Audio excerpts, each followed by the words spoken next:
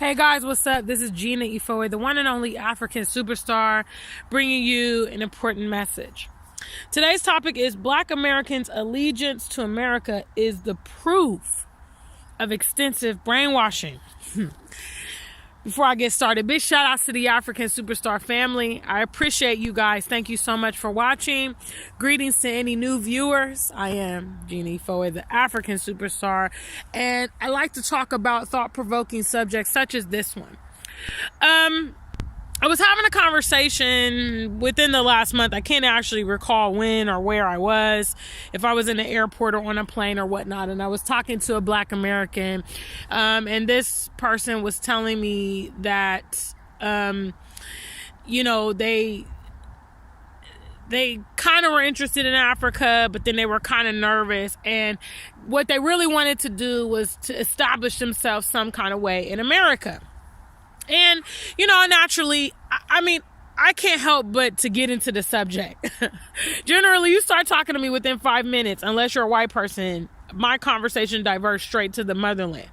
Either upcoming travels, my plans there, my business, how excited I am, pictures of my trips, whatever.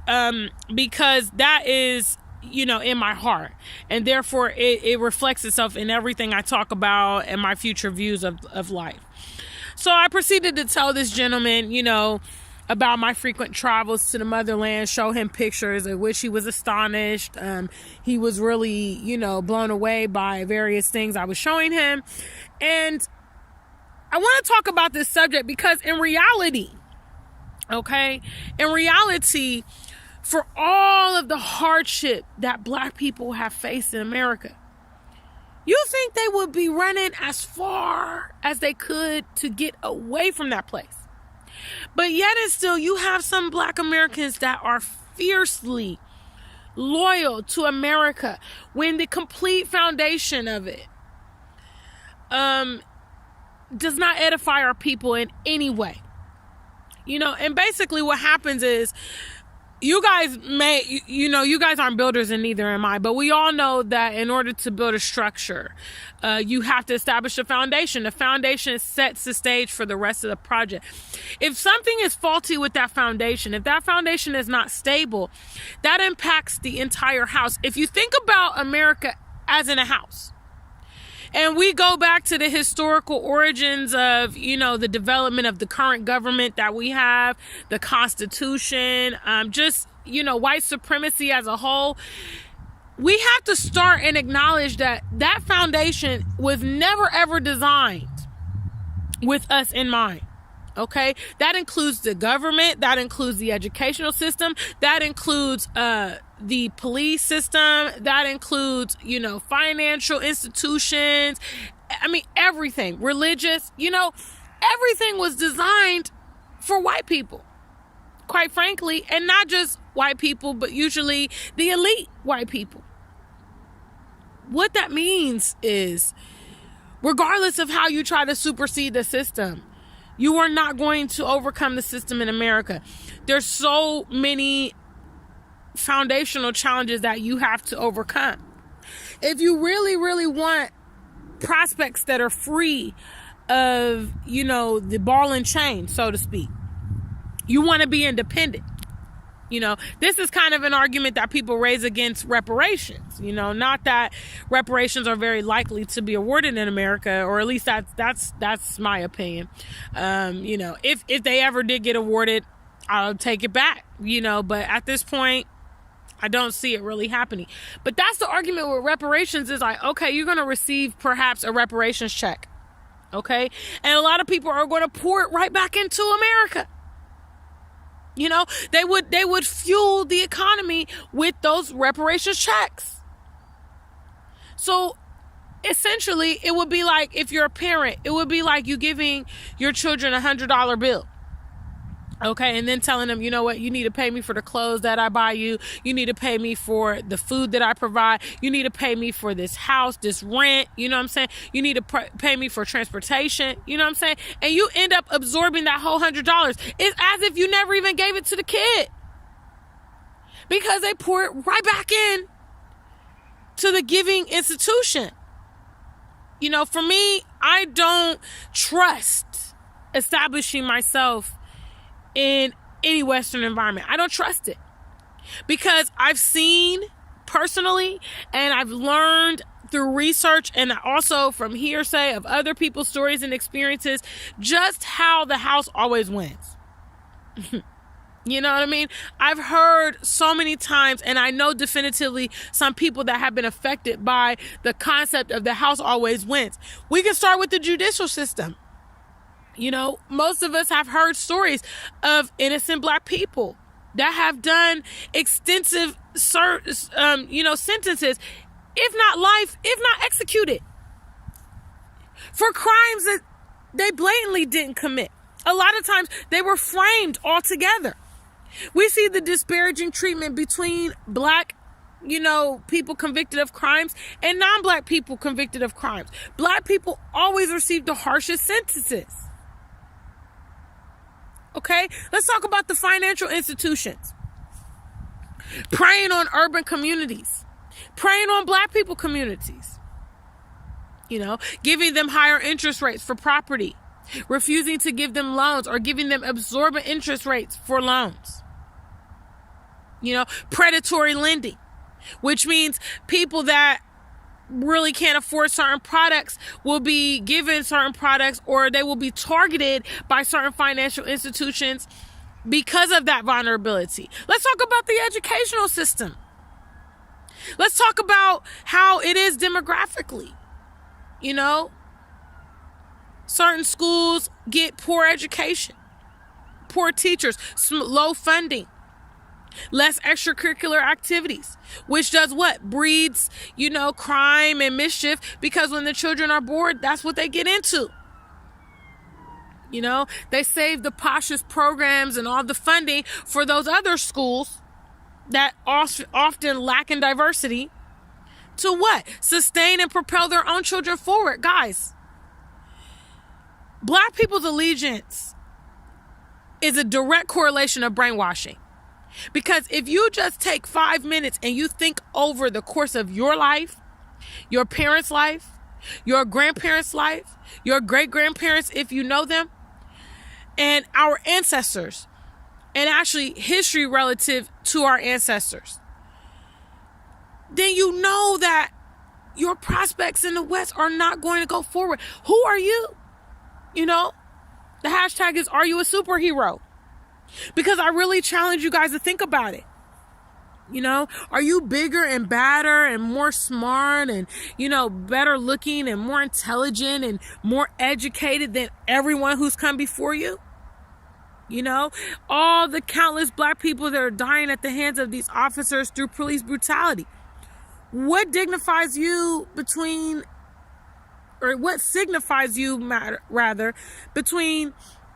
those other innocent Black people that have been killed and framed and, whatnot, and you?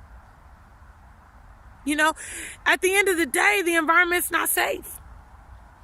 At the end of the day, that environment is not conducive for our success. Brainwashing will have you believing that is the only way of life. It will actually have you fearful to explore potential options. And control is based on fear. Because when people are scared or when people don't know how things are going to go, they're subject to be obedient. They're subject to comply and conform. I'm just here to tell you.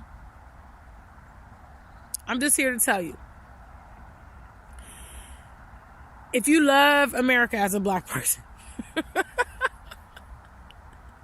if you regard it as your home and you feel like it's your land and you just want to be there, I hate to be the one to break it to you. I really do. Because most of the people that view my channel are adults, which means this is going to be a hard pill to swallow, but you've been brainwashed.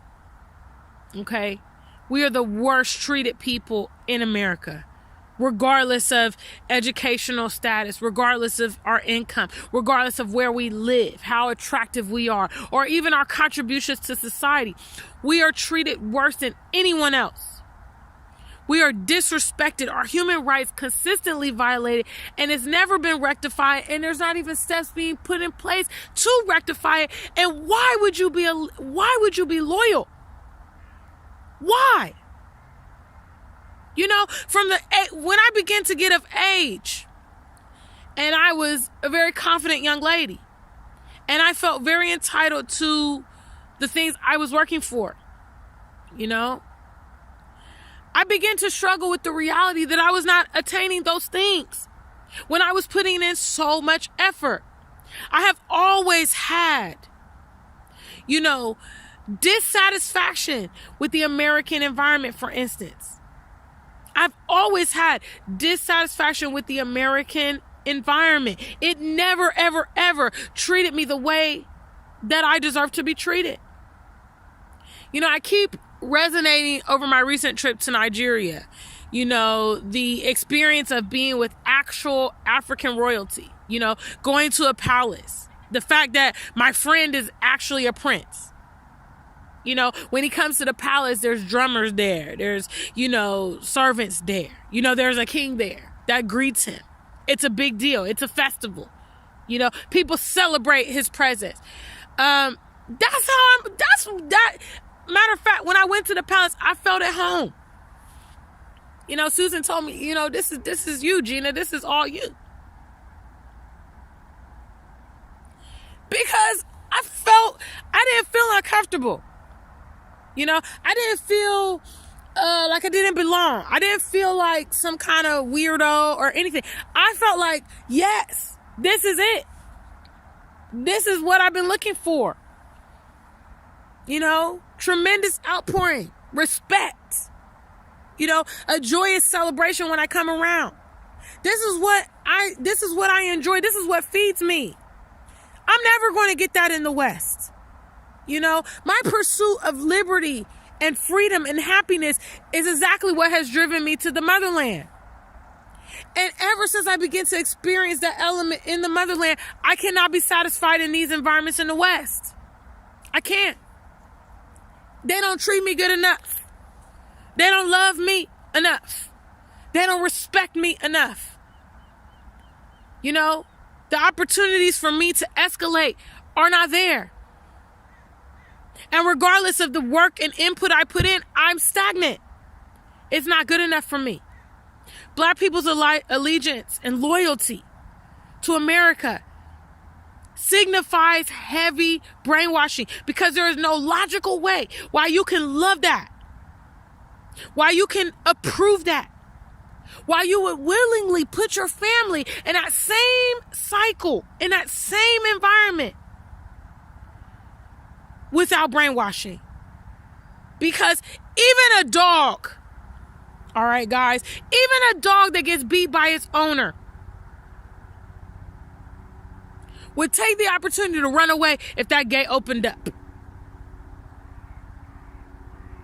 You know, when the dog first comes and the dog first meets the owner, he's probably happy. He's jumping around. He's wagging his tail. He's licking the owner and everything. After he starts getting beat, the dog becomes a recluse. He starts hiding under the table. He starts running away.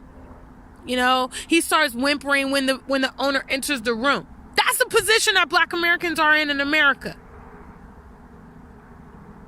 They're cowarding. They're hiding. They're trying to bide their time. They're trying to protect themselves. Why are you living like that?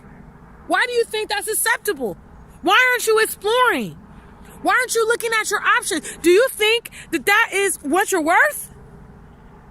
If you think that's what you're worth, reevaluate the situation.